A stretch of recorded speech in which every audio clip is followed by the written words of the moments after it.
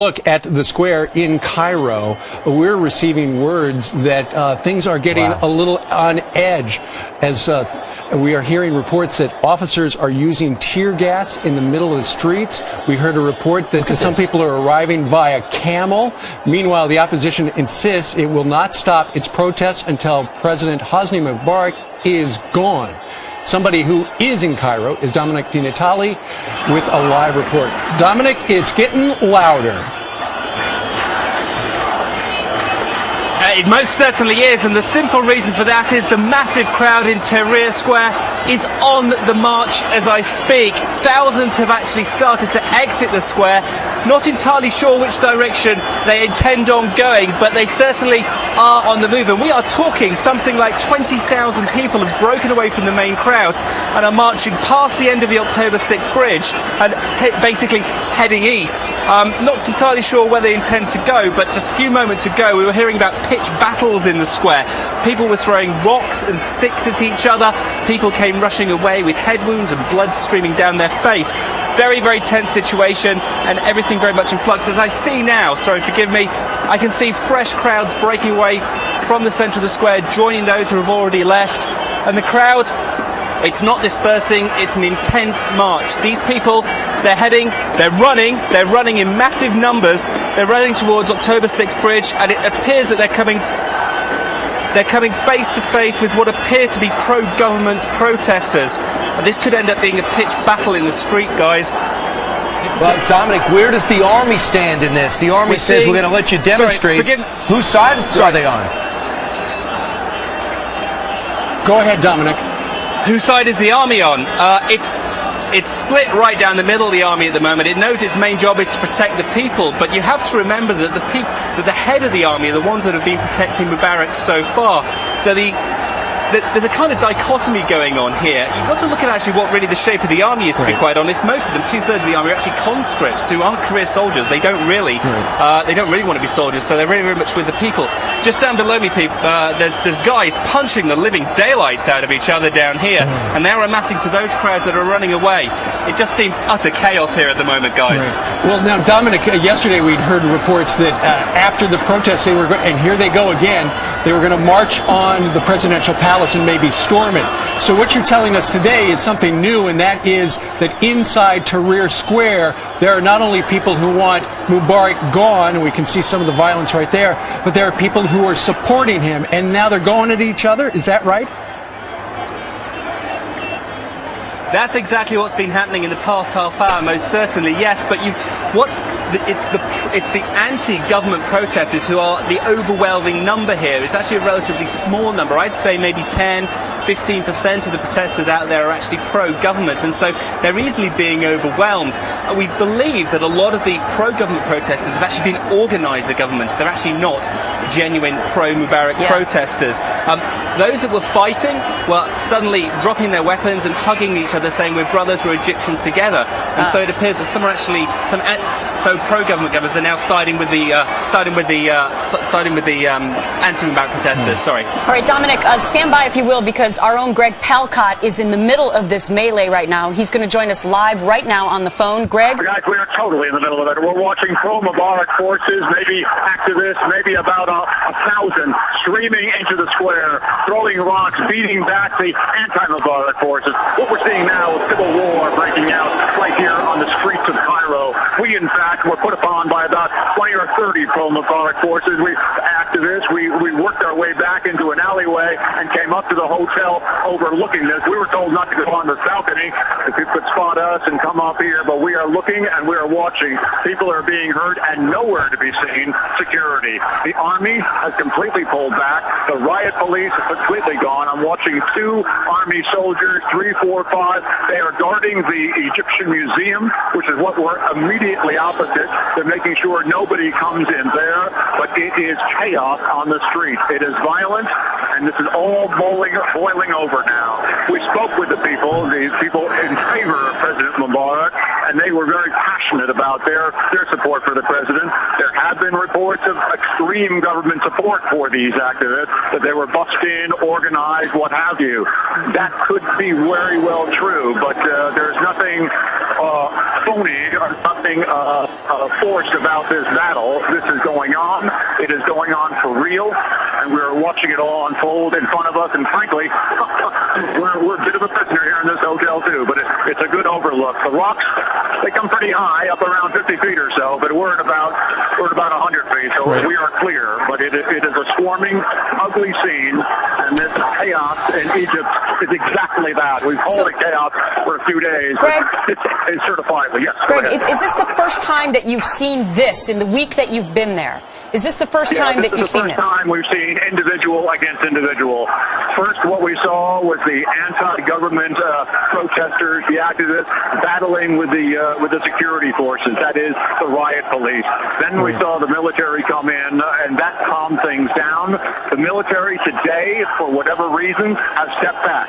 They've allowed the government, the pro-government activists, protesters, to surge into the square. Right. Initially, there was just conversation, faith. Now it's actual fighting.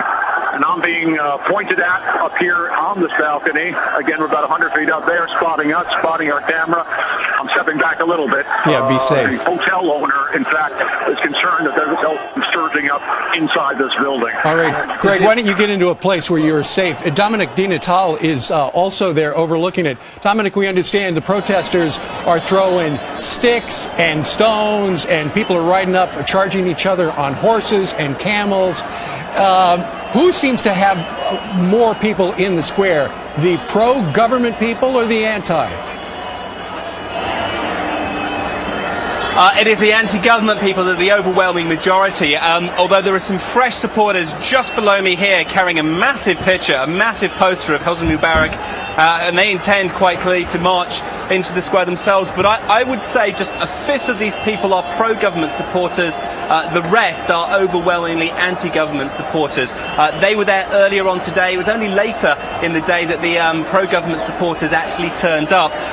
They're just massive numbers still gravitating towards the square. We saw some on the march coming out of the square. They seem to have gone off towards the west actually, and it's west actually where the presidential palace is. We'll see if they actually make it all the way there. But there's a massive security cordon around the presidential palace. It's hard to imagine they'll get in. But since then, we've seen many more thousands gravitate towards the square. It's filling up again, guys. Hey, Dominic, stay right there and listen in because Greg Palcott's right in the middle of the frenzy on the ground. Greg, where is this clash heading? Guys, what we're seeing now is more and more of the pro-Mubarak activists, protesters surge in. This can mean only trouble for the absolute center of the square. We're about 150 yards down the sort of entrance pedestrian walkway into the square, right opposite the museum. And I see them walking in. There is no clash immediately in front of us, but what we could see is more disturbance deeper into the square. Perhaps if you have a live camera, you might be able to see that. Yeah. What we're seeing is the pro-Mubarak activists, protesters, stooges, however you want to describe them, could be overwhelming the anti-government activists. I'm looking down to see what we can see and to see whether that was a flare-up that will die down or whether it will continue. Right now, in front of me, it's stable, but I can tell you that the numbers are swinging way in the government favor. Mm-hmm. How they got here so organized, how they got here in this rapidity, we don't know. But Greg, that's my question, Greg. I've seen a lot of these things in places like Iraq prior to the liberation of Baghdad, and I know how a government can organize things. I don't have hard intelligence, although experts here today on the ground told me there was an organization behind the pro-government forces. I'm going to hold off there till I have hard direct evidence of that. What I have evidence of is an absolute face-off. I'm going to move over here to the left side of my balcony so I can take a look exactly what's happening. Here we go. About 50 yards to the left of me, tanks, military vehicles doing nothing. And now we're seeing the anti-government forces move down back towards the pro-government activists. And now the pro-government activists are running fast. Right. It is a panic scene here. People, I'm sure, we've seen already people hurt. It is not ending. I think I can be quiet for about 10 seconds here, put my phone up to the crowd, and you can hear it. Hold on.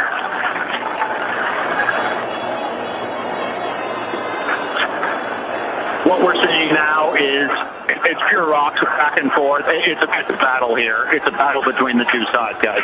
Hey, Greg, what I'm wondering is, doesn't this make you conclude that Mubarak definitely has the power of the army behind him? Because as the army pulled back and urged everyone to disperse, now suddenly we have pro-Mubarak demonstrators pushing back on those who want him out. If the army wanted to stop this, obviously they can. They're a very strong army. We, in fact, are next, per se, by one army officer who helped us get into an alleyway and get us up to a hotel. And he said, hey, we kept everything peaceful yesterday. Today, we can't help you. So an army officer told me personally they can't keep calm. So that is the reality on the ground right now. And right now, the pro-government forces pushing right by me, throwing rocks. I practiced at this. We watched them Friday, but on Friday they were throwing rocks at riot police. Today they're throwing rocks at Egyptians. It is the Egyptian versus Egyptian right now. All right. Meanwhile, Greg, stand by. Dominic DiNatale is also at a perch overlooking Tahrir Square right now. And Dominic, did you notice what Greg Palkot was talking about? How what started out as a small number of pro-government protesters has suddenly swelled to a number that he doesn't know where they all came from. Absolutely.